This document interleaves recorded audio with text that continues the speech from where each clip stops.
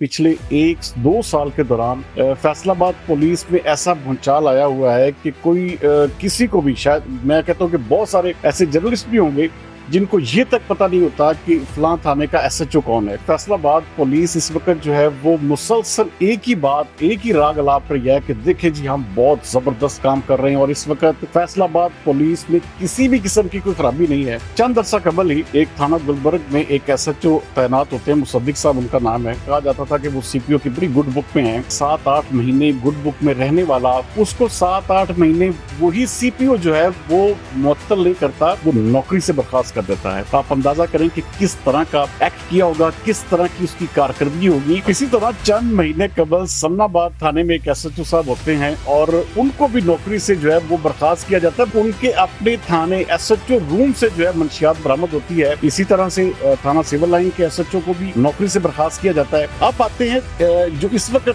मौजूद जेर बहस है। अभी कल ही की बात है कि एक जगह पर एक होटल में लोग खाना खाने जाते हैं, कॉल होती है कि जी इन्होंने शराब पी हुई है। वहां पर उनको जो है वो गिरफ्तार किया जाता है और कैसी बात है कि शराब का पर्चे के साथ साथ डकैती के जो एक किस्म के मुकदमा है उसमें भी उनमें से किसी एक को या उनको नामजद कर दिया जाता है। कैसी बात है कि नामजद करवाने वाला जो मुद्दई है वो उसी थाने का एक किस्म का टाउट होता है। एक वक्त था कि फैसलाबाद के जितने भी पुलिस स्टेशन हैं, जितने भी एसएचओज होते थे, हर एक की फिंगर टिप पर होते थे और पता होता था कि ये फलां एसएचओ जो है अब इस थाने से अगर उसका ट्रांसफर होता है तो वो अगले किसी थाने में एसएचओ होगा।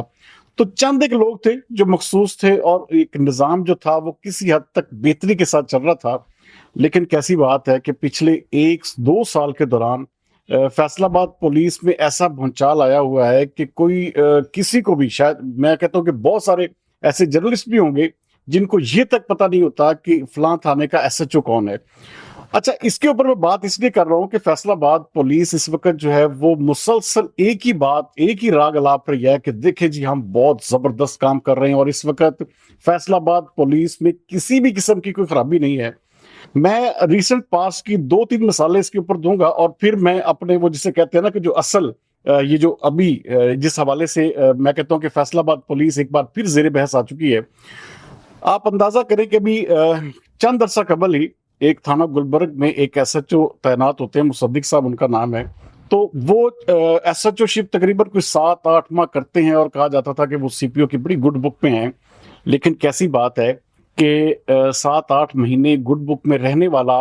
एक एसएचओ जो है उसको 7-8 महीने वही सीपीओ जो है वो मुअत्तल नहीं करता, वो नौकरी से बर्खास्त कर देता है। आप अंदाजा करें कि किस तरह का एक्ट किया होगा, किस तरह की उसकी कारकर्दगी होगी कि एक गुड बुक में रहने वाला बंदा जो है उसको बर्खास्त कर दिया जाता है नौकरी से। इसी तरह चंद महीने कबल समनाबाद थाने में एक एसएचओ साहब होते हैं और उनको भी नौकरी से जो है वो बर्खास्त किया जाता है। बल्कि उनका केस जो है वो सुनकर आप भी हैरान होंगे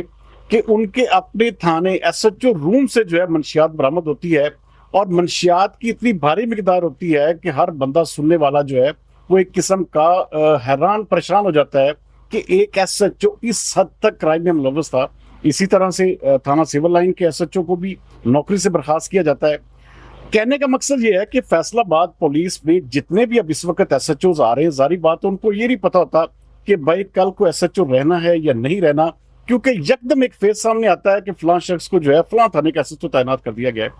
अब आते हैं जो इस वक्त मौजूद जेर बहस है। अभी कल ही की बात है कि एक जगह पर एक होटल में कुछ लोग खाना खाने जाते हैं, कॉल होती है कि जी इन्होंने शराब पी हुई है। वहां पर उनको जो है वो गिरफ्तार किया जाता है और कैसी बात है कि शराब का पर्चे के साथ साथ डकैती के जो एक किस्म के मुकदमा है उसमें भी उनमें से किसी एक को या उनको नामजद कर दिया जाता है। और कैसी बात है कि नामजद करवाने वाला जो मुद्दई है वो उसी थाने का एक किस्म का टाउट होता है और पुलिस जो है वो इस सारे वहां पे जारी बात है एसएचओ को या थाने को जरूर पता होगा कि इस हवाले से असल हकायक क्या हैं। लेकिन जो रिपोर्ट्स हैं वो ये हैं कि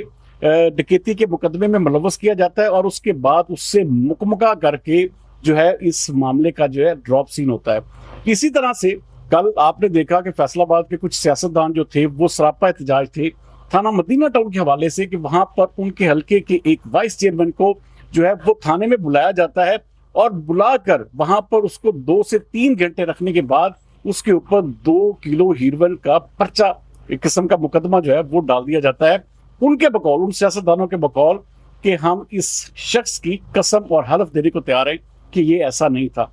इसी तरह से आज से चंद ऑलमोस्ट कोई 20 दिन कबल सरेआम एक शख्स को जो है वो कत्ल किया जाता है और कातिल जो है, पुलिस जो है थाना मिलर टाउन की, वो जब वकुआ पर पहुंचती है तो वो पहले कातिल के घर जाके चाय पीती है, उसके बाद जब उस दूसरे जिनका कत्ल हुआ होता है उनके पास पहुंचती है और फिर एक दिन बाद उसकी जमानत हो जाती है और जमानत करवाने के बाद वही एक किस्म का कातिल है दंदनाता फिरता है और वो बेचारे जिनका वो कत्ल हुआ होता है, मैं हैरान हूं कि वो सारी की सारी फैमिली अब भी परेशान है। सवाल ये है कि फैसलाबाद पुलिस जिस तरह आरपीओ सीपीओ दावा कर रहे हैं कि इंतहाई अच्छे अंदाज में काम कर रही है, आप खुद अंदाजा करें कि ये केसेस चंद मिसालें हैं कि पुलिस किस तरह से अपने एक किस्म के जो इख्तियारात हैं उनका नाजायज इस्तेमाल करती है और किस तरह से लोगों को ट्रीट कर रही है और आज भी सब बच्चा की रिपोर्ट्स जो है वो दी जाती है। तो बहरहाल